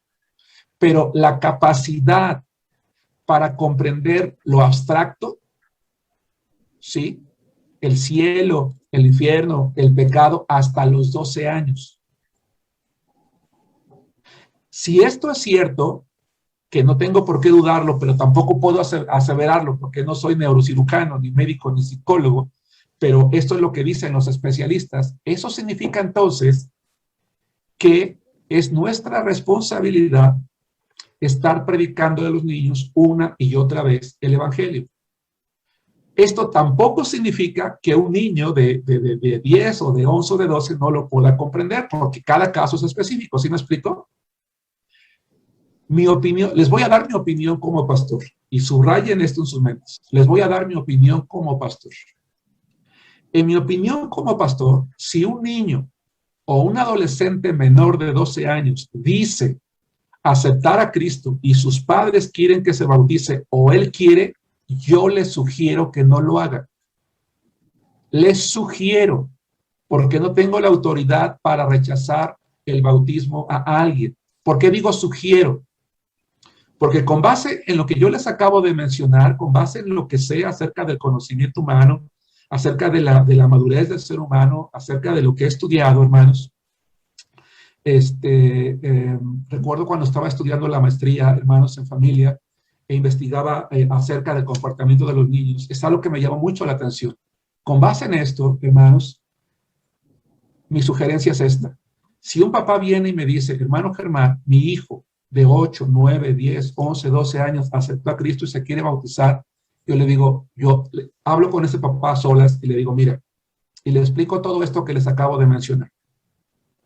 Existe la probabilidad de que tu hijo realmente se haya dejado llevar porque otros compañeritos levantaron la mano, porque tiene tiempo viniendo a la iglesia, porque ama a Dios, pero no ha comprendido realmente el evangelio de Jesucristo. Yo te sugiero que lo dejes madurar un poquito más. Y si más adelante, en un par de años, sigue aseverando su salvación y mientras tanto nosotros como iglesia le brindamos un discipulado acorde a su edad, entonces lo bautizamos. Porque si el día de mañana, y me han tocado varios casos, hermanos, he conocido casos de personas que se bautizaron a los 8, a los 10, a los 12, ¿verdad? Y que han llegado a nuestra iglesia y yo platico con ellos respecto a la salvación, les comparto el evangelio y les pregunto, oye, cuando a ti te evangelizaron, cuando tú eras niño, cuando tú eras adolescente y dices que creíste en Cristo, ¿esto fue lo que entendiste? Me dicen, no, eso yo no fue lo que entendí. Y les digo, pues entonces tú tienes que recibir a Cristo. Pero me he enfrentado con padres enojados, a quienes yo les he dicho, oye, tienes que considerar esto. Y si un papá me insiste, hermano, entonces lo voy a hacer bajo tu responsabilidad. Pero si el día de mañana tu hijo adolescente corrige, entonces su bautismo no es válido. No sé si me explico, hermanos, porque realmente no sabemos hasta qué momento eso puede ser realidad en la decisión de un niño. Resumiendo, con base en los atributos de Dios, ciertos niños a cierta edad, ojo, no se queden con la idea hasta los 12, no, sería un error. Ciertos niños hasta cierta edad que no tienen capacidad de comprensión de aceptar o rechazar la sangre de Cristo al morir, o personas adolescentes, jóvenes o adultos con retraso mental total, en el momento de su muerte, Dios les aplica el sacrificio expiatorio de Cristo y son llevados al cielo. ¿Hasta qué edad? Eso no lo sabemos. Por eso es nuestra responsabilidad hablarles de Cristo a nuestros niños una y otra vez. Muy bien. Dice que Moto G6 levantó la mano, pero como no tiene nombre, no sé quién sea, por favor prenda su cámara o su micrófono. ¿Quién es? O diga yo. Perdón, hermano. Nada más una duda conforme al tema que mencionó ahorita en cuanto al bautismo de un niño de esa edad que no entendió bien el evangelio. Entonces, su consejo, ¿qué es en cuanto a su bautismo? Mi consejo es que si no se ha bautizado, que se espere. No, me refiero a un niño que a los 8 o 9 años dijo que aceptó a Cristo, se bautizó, pero después, como decía usted en el ejemplo, menciona que él no entendió lo mismo que ya de grande está entendiendo. Ok, o sea, ya más grandecito comprendió realmente el evangelio, pues debe Exacto. bautizarse, hermano. La primera vez no se puede llamar bautismo porque si no hay salvación, el bautismo no es bautismo. Hay que bautizarlo. Ojo, no bautizarlo de nuevo, hay que bautizarlo. ¿Verdad? Bien. Muy Perdón, gracias, pastor, por su atención. No, al contrario, me parece que era importante, es un tema importante. ¿Alguien tiene alguna pregunta? ¿No? Muy bien, vamos a continuar, Sí, pastor. hermanos, con el siguiente. Sí, pastor. Adelante. Es que era al respecto, pero es que nos quedamos igual porque no sabemos la edad. Entonces yo analizaba, pensaba que pues cuando uno tiene conciencia de pecado, pero cuando tienes realmente conciencia, ¿en qué edad? Entonces no lo sabemos, ¿verdad? No. Porque uno nace con la naturaleza pecaminosa. Vemos a los niños pequeñitos que le quitan el dulce de la paletita a otro niño y tal vez lo hacen por la naturaleza que traemos. Así es. Pero ya conscientemente ellos, para discernir si está bien o está mal, o quitarle la vida a alguien o hacer daño a alguien, ya no sabemos qué edad. Entonces nos quedamos igual, pastor, pero es nada más quería comentar eso. Gracias. Por eso, de allí la responsabilidad de que no sabemos. Hay niños, honestamente, hermanos, y espero no ofender a nadie, que son muy inteligentes. Entonces tenemos que hablarles de Cristo. Es tarea de los padres y, por supuesto, también de la iglesia el preocuparse por ese sector tan importante en nuestras congregaciones.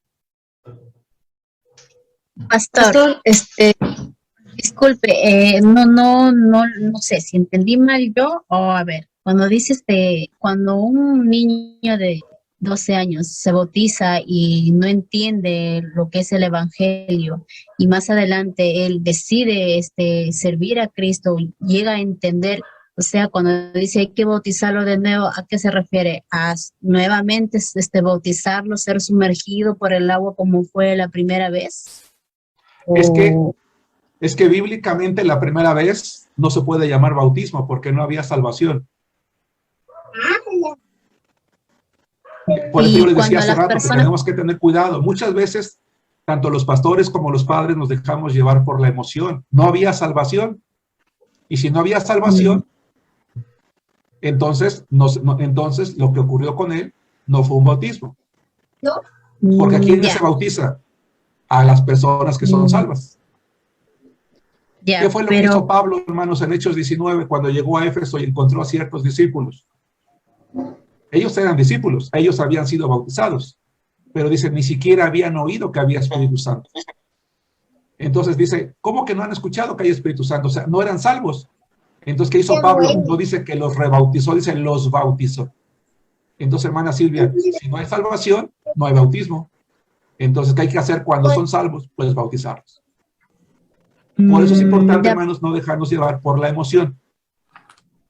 Que creo yo que ese es un error. Yo he visto en el internet, hermanos, pastores bautizando niños, y yo digo, pues, no, caray, qué grande responsabilidad, ¿no?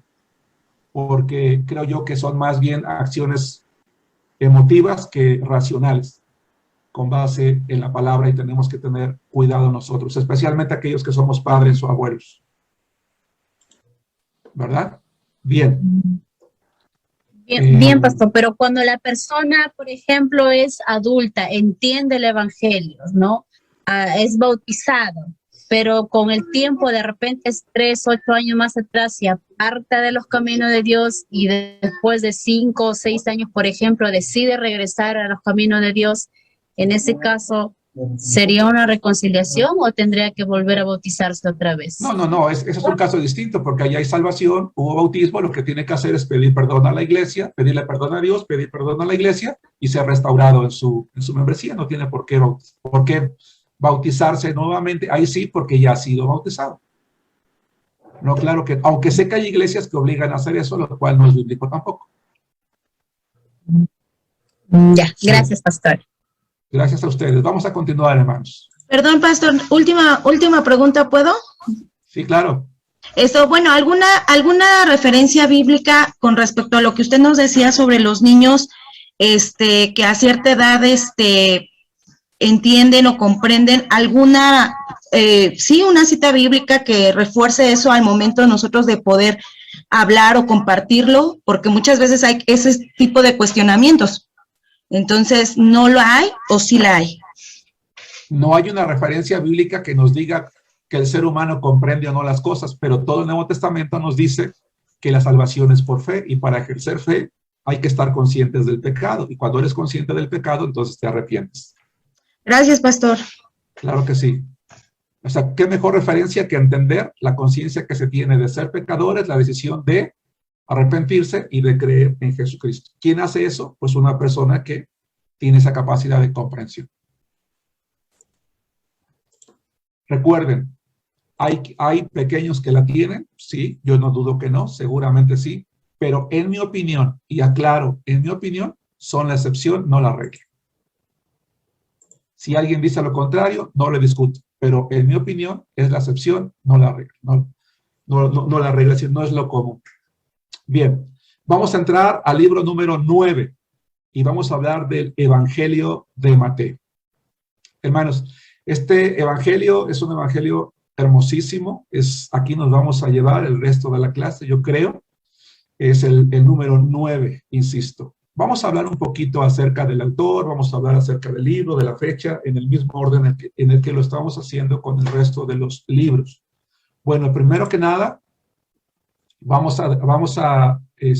bueno, aquí hay una pregunta. Dice, algunos pastores dicen por emoción que qué les impide ser bautizados. Sí, exactamente, ¿verdad? Y por eso decía yo hace rato, es respetable. Si alguien me dice, hermano Germán, pues yo lo voy a bautizar porque ellos, adelante, ¿verdad? Yo no le discuto porque no puedo decir que no soy Dios, pero con base en lo que se conoce hasta el día de hoy, yo me esperaría, ¿verdad? Y yo lo dije hace rato, si un papá me insiste, yo le digo, ok, bajo tu responsabilidad, que el día de mañana no haya una corrección. Bien, Mateo. ¿Quién es Mateo, hermanos? Mateo es Leví, ¿verdad? Su nombre, me llama la atención que el nombre signifique regalo de Dios. Hermanos, ¿quién fue este hombre? Bueno, Mateo fue uno de los apóstoles, hermanos, del Señor Jesucristo.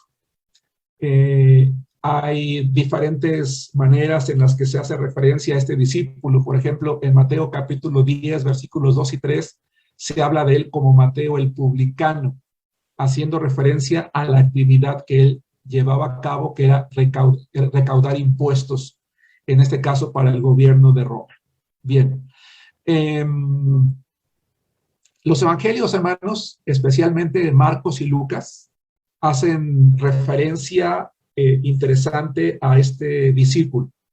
Por ejemplo, nos dicen que Marcos capítulo 2, versículo 14, nos dicen que su nombre era Leví, su nombre hebreo era Leví, y que era hijo de un hombre llamado Alfeo, que cuando el Señor lo encuentra, él estaba sentado al banco de los tributos públicos, y de allí el nombre publicano.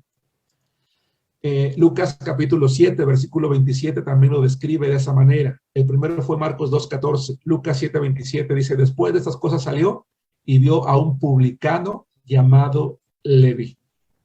Bien, ¿qué hacía un publicano? Bueno, él recaudaba impuestos y derechos aduaneros, hermanos, en los caminos principales que se entregaban al gobierno de Roma. Déjame comentarles, hermanos, que cuando nació la profesión de ser publicano o recaudador de impuestos, en realidad nació como una actividad honrosa, hermanos. Se consideraba una honra ser elegido por el imperio, hermanos, para ser un recaudador de impuestos.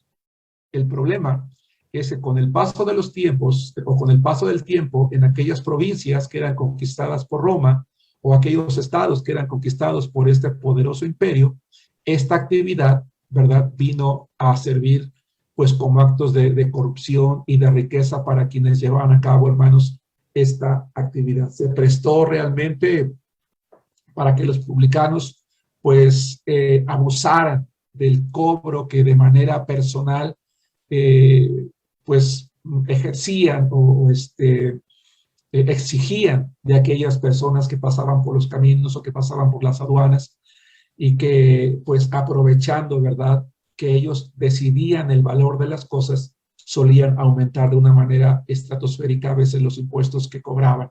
Cobraban prácticamente siempre más de lo debido. Y además, hermanos, a través del tiempo, cuando Roma subyuga, en este caso al pueblo de Israel, algunos judíos toman la decisión de convertirse en publicanos, en recaudadores de impuestos, y en el momento en el que ellos empiezan a ser servidores de la nación que los había sometido, pues son considerados, hermanos, como traidores. De tal manera que los judíos que prestaban sus servicios, que se dedicaron a ejercer este trabajo, ¿verdad?, eran personas que pues tenían que alternar mucho con los gentiles, que tenían que servir, como ya lo dije en repetidas ocasiones, a los conquistadores. Y entonces, hermanos, los judíos o los maestros de la ley, los fariseos, los saduceos, los consideraban como inmundos al tener mucho trato con todo tipo de gente, particularmente, hermanos, con los gentiles.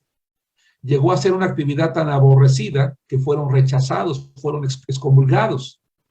Y llegó el momento, hermanos, en que el término publicano se convirtió en un término que describía a personas, entonces, pues, impuras. En cierta ocasión, cuando Jesucristo habla acerca de la disciplina en la iglesia, allá en Mateo capítulo 18, versículo 17, dice que si no hiera la iglesia, dice, tenle por gentil y publicano. Es decir, ¿qué era un gentil? Un gentil era una persona ajena al evangelio. Un publicano era una persona, ¿verdad?, que estaba dedicándose a actividades pecaminosas. Eran personas que estaban fuera de la iglesia. Es decir, usando esta analogía, Jesucristo dice, consideren a esas personas como personas que no tienen ningún interés, como personas que están fuera de la iglesia y que deben de estar fuera de la iglesia. La verdad es que con el tiempo, hermano, los publicanos sufrieron la excomunión de las sinagogas, no se les permitía entrar, estaban excluidos del trato normal con sus hermanos, con sus compatriotas, y eso fue precisamente lo que los obligó con el paso del tiempo a buscar la compañía, pues, de personas pecadoras, de personas depravadas, de personas a quienes los maestros de la ley simple y sencillamente tildaban como de pecadores. Mateo, hermanos, se sabe que él vivió en Capernaum. Ahora, ¿por qué es importante esto? Porque Capernaum, hermanos, en la época de Jesucristo, era considerada una de las rutas más activas para el cobro de impuestos. Esta ruta estaba situada, hermanos, si ustedes, yo les invito a que ahí en su cabecita traigan a la memoria un mapa de Palestina, particularmente del Mar de Galilea, estaba a la orilla occidental del Mar de Galilea. ¿Por qué es importante esto? En segundo lugar, porque si Capernaum era una de las rutas más activas para el cobro de impuestos, significaba entonces que el banco de los tributos de Leví era un banco que le redituaba realmente grandes ganancias. Hermanos, hay hermanos que nos miran en el extranjero. Aquí en México hay una frase, pues una frase mala, pero aunque no es vulgar, ¿verdad? Dice, hay gente que dice, yo no le pido a Dios que me dé, sino que me ponga donde hay. ¿Qué significa esta frase? Esta frase dice, bueno, a mí con que me pongan en un lugar donde yo pueda robar a gusto, donde pueda hacerme rico, ¿verdad? Sería bueno. Y de allí, por ejemplo, que hay gente que pues busca a lo mejor puestos políticos o puestos donde tiene que manejar dinero o hacer negocios que se prestan a la corrupción, por ejemplo, estar en el área de compras, y ese tipo de donde se hacen las licitaciones porque se presta mucho a la corrupción. Bueno, Mateo era un hombre que estaba en un lugar que le redituaba realmente gran ganancia. Pero dice la Biblia en Lucas capítulo 5, versículos 27 y 28, que en cierta ocasión Jesucristo pasa por allí y simple y sencillamente le dice, sígueme. Y dejándolo todo, dice, se levantó y le siguió. Ahora, la decisión que este hombre tomó, hermanos, fue una decisión radical. Porque, hermanos, en nuestra sociedad, quien deja un trabajo que para bien, que de manera honesta o deshonesta le está dejando mucho dinero. ¿Sí me explico? Por simplemente ser cristiano, por simplemente seguir a Jesús. Bueno, Mateo tomó esa decisión, por eso es importante conocer muchas veces a los autores, insisto, sus vidas, para poder entender el impacto de sus palabras. Porque son hombres, en este caso Mateo, lo que va a enseñar en su evangelio es algo que tiene, que está respaldado por sus acciones. Él es un hombre que fue congruente con las invitaciones que escribió, porque él mismo, cuando Jesús lo llama, toma una decisión radical. Ahora, a esto es a lo que me refería también hace rato, cuando Pablo decía a los romanos que el evangelio es poder de Dios, porque Jesucristo personalmente lo está llamando, ¿sí? Y está logrando penetrar, llamar la atención de este hombre al punto de que deja de valorar todas las ganancias que iba a dejar de tener o que estaba dejando allí con tal de seguir, hermanos, al Señor Jesucristo. Fue tan radical la decisión que tomó Leví, o Mateo como se le conoce, hermanos, más comúnmente, que después de que él mismo fue llamado por el Señor Jesucristo, sí, él hace esa invitación a otros publicanos a hacer lo mismo. Cuando se dice que el evangelio es poder dinámico, es poder de Dios, es un poder que transforma vidas al punto de que tú quieres que esa transformación de vida la tengan otros. Y entonces es que vas a llamar a otros a que sigan a aquel que te está transformando a ti, en este caso a Jesús. Voy a pedirles, por favor, que me acompañen a leer la palabra de Dios en Mateo capítulo 9, versículos 9 y 10.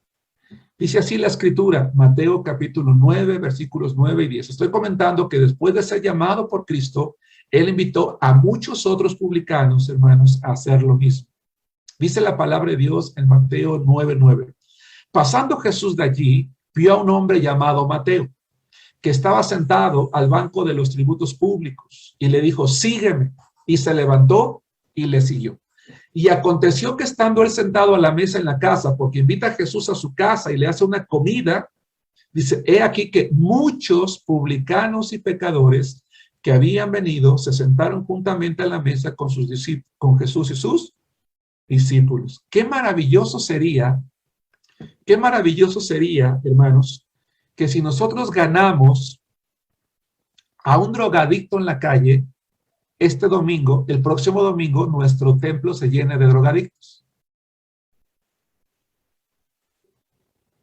Qué maravilloso sería que si este domingo ganamos una prostituta, el próximo domingo el templo se llene de prostitutas.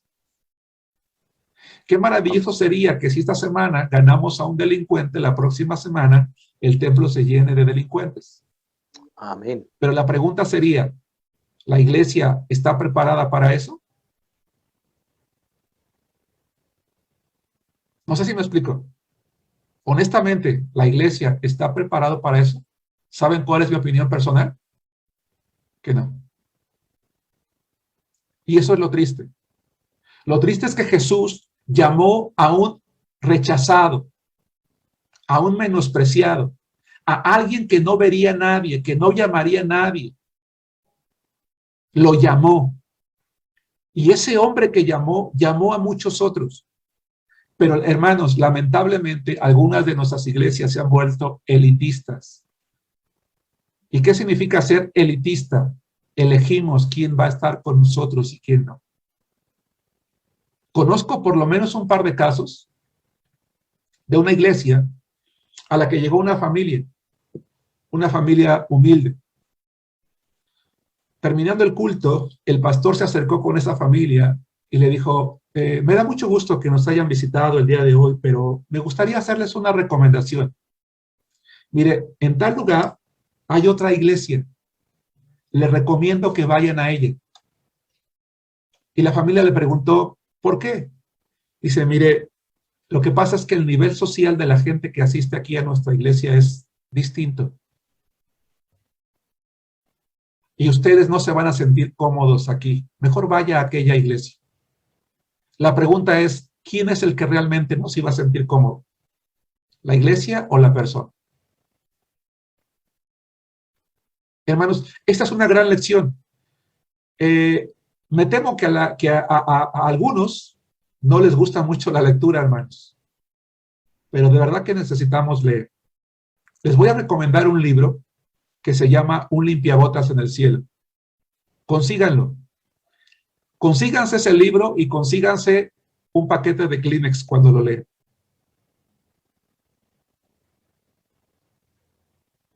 Este libro nos va a sensibilizar en cómo lamentablemente nuestras iglesias no están preparadas para recibir a cualquier tipo de gente. Es triste ver cuando a una iglesia llega una persona muy pintada, tatuada, con aretes, con anillos, y cómo la gente en la iglesia voltea y la ve con desprecio. Cómo te haces a un lado para que no se siente junto a ti. Cómo cuando alguien está sucio, ¿verdad?, te tapas la nariz y te haces a un lado, cuando lo que tendríamos que hacer es abrazar a esa gente, hermanos. Hay mucha gente, como Mateo, que no ha entrado a nuestras iglesias o se ha salido, porque los que estábamos allí, les hicimos creer con nuestras acciones que allí nos iban a sentir a gusto. ¿Sí nos damos cuenta? Hermanos,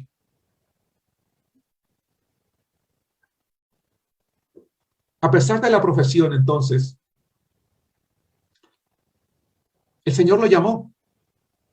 Es más, Jesucristo mismo fue víctima de las murmuraciones de los escribas y de los fariseos, hermanos.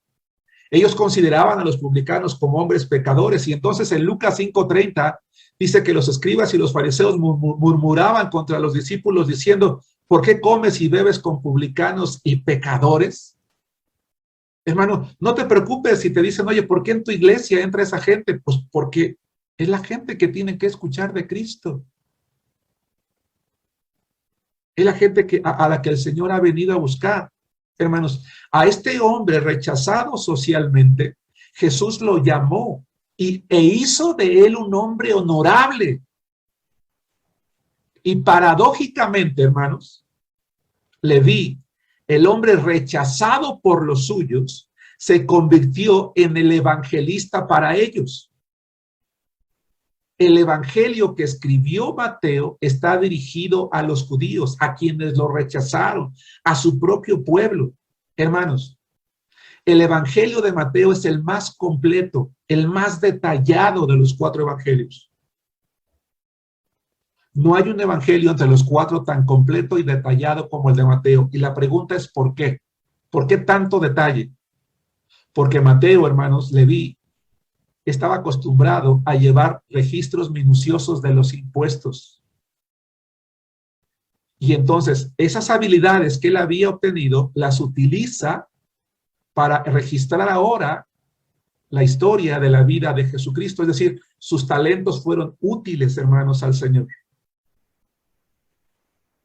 Y entonces con el tiempo, la paternidad literaria del evangelio, hermanos, se le atribuye a él.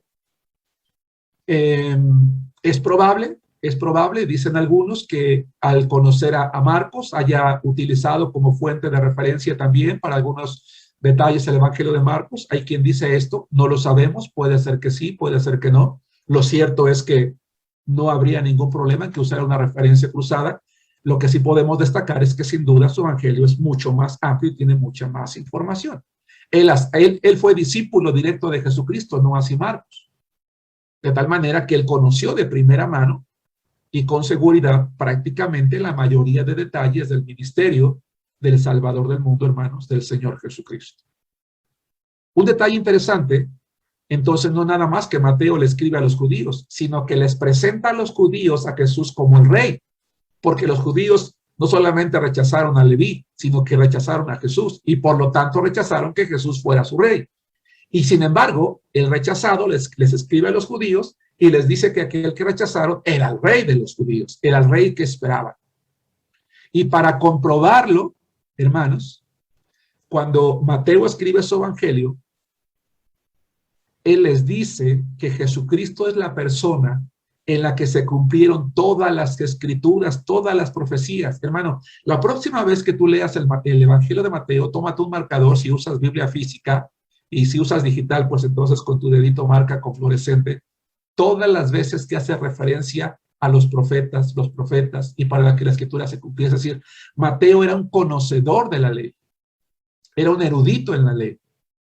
Y cuando escribe, por ejemplo, Mateo 1:22, todo esto aconteció para que se cumpliese lo dicho por el Señor por medio del profeta. Es decir, él va a sustentar toda la vida y ministerio de Jesús con base en lo que los profetas escribieron. Por eso es que se dice que el Evangelio de Mateo, hermanos, es el mejor puente que une el Antiguo Testamento con el Nuevo Testamento. Por eso es que probablemente por eso fue colocado en primer lugar, no solamente por el tamaño. Hay otro evangelio que es más grande que este, que es Lucas, aunque tiene menos capítulos, tiene más texto. Pero dado el detalle que tiene Mateo, es el puente perfecto, hermanos, que va a venir a terminar con el periodo de intertestamentario en el que no había profeta, en el que no había información, para venir a recibir la suya. No se habla mucho de Mateo, hermanos. La última vez que se le menciona en la Biblia es en el libro de Hechos, capítulo 1, versículo 13, donde dice que estaban en el aposento alto Pedro, Jacobo, Juan, Andrés, Felipe, Tomás, Bartolomeo, Mateo, etcétera, etcétera, ¿verdad? Allí cuando se recibe el Espíritu Santo, etcétera, etcétera. Entonces, no sabemos mucho de Mateo, hermanos. Se cree, dicen los historiadores, que es muy probable que Mateo, después de haber predicado allí en Palestina, hay quien dice aproximadamente unos 15 años, él se fue al oriente a predicar. De hecho, los padres en la antigüedad dicen que él se fue al oriente a predicar por allá, hermanos, la palabra de Dios. No sabemos mucho de su muerte, dónde fue. Hay quien dice que murió de muerte natural. Hay algunos que dicen que sufrió el martirio. No lo sabemos. Lo que sí sabemos es que fue un hombre que cuando fue llamado por Jesús, tomó una decisión radical. Hizo a un lado lo material para entregar su vida a Jesucristo. Y el Señor vino a dignificar a un hombre a quien todo mundo había rechazado. Mateo pudo haber sido un publicano más, pero en las manos de Jesús fue el gran evangelista, hermanos. Y eso es lo importante. Yo te invito, hermano, hermana, entrégale tu vida a Cristo. Sé un pastor, sé un misionero, sé alguien útil para el Señor. Un misionero que no recuerdo, en cierta ocasión dijo que no te rebajes a ser rey en el mundo si puedes ser un siervo para Cristo. Porque Dios puede hacer contigo y conmigo que nuestras vidas trasciendan. Podemos morir no siendo nadie, o podemos morir siendo instrumentos, hermanos, en las manos de Dios. Entremos entonces al Evangelio. Vayamos, entremos en materia. Bueno, dicen por allí en las noticias, ya se te acabó el tiempo. Bueno, vamos a dejarle hasta aquí porque no quiero acortar. Es muy interesante lo que viene. Así que voy a dar tiempo para preguntas. ¿Alguna duda, alguna pregunta, algún comentario, alguna observación? Nos faltan 8 minutos para terminar la clase y no quiero abusar de su tiempo, hermanos. Así que, ¿alguna duda, alguna pregunta, algún comentario? Yo, pastor. Sí, hermana. ¿Cuál fue la cita donde dijo que fue la última vez que se mencionó a Mateo en la Biblia, perdón? Hechos 1:13. Lean el libro, hermanos, que les comentaba hace ratito. De verdad que vale la pena que lo lean, porque creo yo que nos va a sensibilizar. Y si tú eres una persona sensible, no es tu caso, no es el mío, bueno, de verdad que sí tenemos que pensar en las actitudes que tenemos a veces como iglesias ante la gente que llega, hermanos, a nuestras congregaciones. ¿No hay dudas, no hay preguntas? Muy bien, entonces vamos a hacer una oración, hermanos, para terminar nuestra clase de esta noche. Sigan leyendo su Biblia.